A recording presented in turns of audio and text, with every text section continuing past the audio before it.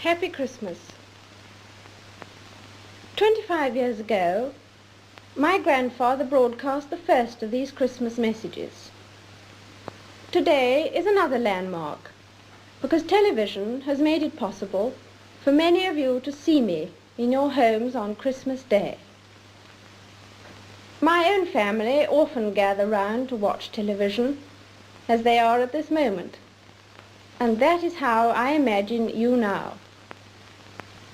I very much hope that this new medium will make my Christmas message more personal and direct. It's inevitable that I should seem a rather remote figure to many of you, a successor to the kings and queens of history, someone whose face may be familiar in newspapers and films, but who never really touches your personal lives. But now, at least for a few minutes, I welcome you to the peace of my own home. That it's possible for some of you to see me today is just another example of the speed at which things are changing all around us. Because of these changes, I'm not surprised that many people feel lost and unable to decide what to hold on to and what to discard, how to take advantage of the new life without losing the best of the old. But it's not the new inventions which are the difficulty. The trouble is caused by unthinking people who carelessly throw away ageless ideals as if they were old and outworn machinery. They would have religion thrown aside, morality in personal and public life made meaningless, honesty counted as foolishness, and self-interest set up in place of self-restraint. At this critical moment in our history, we will certainly lose the trust and respect of the world if we just abandon those fundamental principles which guided the men and women who built the greatness of this country and Commonwealth. Today, we need a special kind of courage, not the kind needed in battle, but a kind which makes us stand up for everything that we know is right, everything that is true and honest. We need the kind of courage that can withstand the subtle corruption of the cynics, so that we can show the world that we are not afraid of the future. It has always been easy to hate and destroy. To build and to cherish is much more difficult. That's why we can take a pride in the new Commonwealth we are building. This year, Ghana and Malaya joined our brotherhood.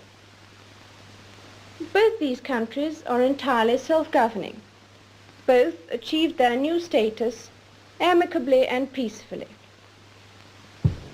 This advance is a wonderful tribute to the efforts of men of goodwill who have worked together as friends. And I welcome these two countries with all my heart. Last October, I opened the new Canadian Parliament. And as you know, this was the first time that any sovereign had done so in Ottawa.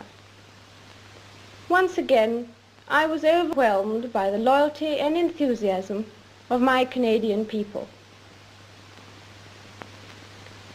Also during 1957, my husband and I paid visits to Portugal, France, Denmark, and the United States of America. In each case, the arrangements and formalities were managed with great skill, but no one could have managed the welcome we received from the people. In each country, I was welcomed as head of the Commonwealth and as your representative. These nations are our friends, largely because we've always tried to do our best to be honest and kindly, and because we have tried to stand up for what we believe to be right. In the old days, the monarch led his soldiers on the battlefield, and his leadership at all times was close and personal. Today things are very different. I cannot lead you into battle. I do not give you laws or administer justice. But I can do something else. I can give you my heart and my devotion to these old islands and to all the peoples of our brotherhood of nations. I believe in our qualities and in our strength. I believe that together we can set an example to the world which will encourage upright people everywhere. I would like to read you a few lines from Pilgrim's Progress, because I'm sure we can say, with Mr. Valiant for truth, these words: "Though with great difficulty I am got hither, yet now I do not repent me of all the trouble I have been at to arrive where I am. My sword I give to him that shall succeed me in my pilgrimage, and my courage and skill to him that can get it. My marks and scars I carry with me, to be a witness for me that I have fought his battles, who now will be my rewarder."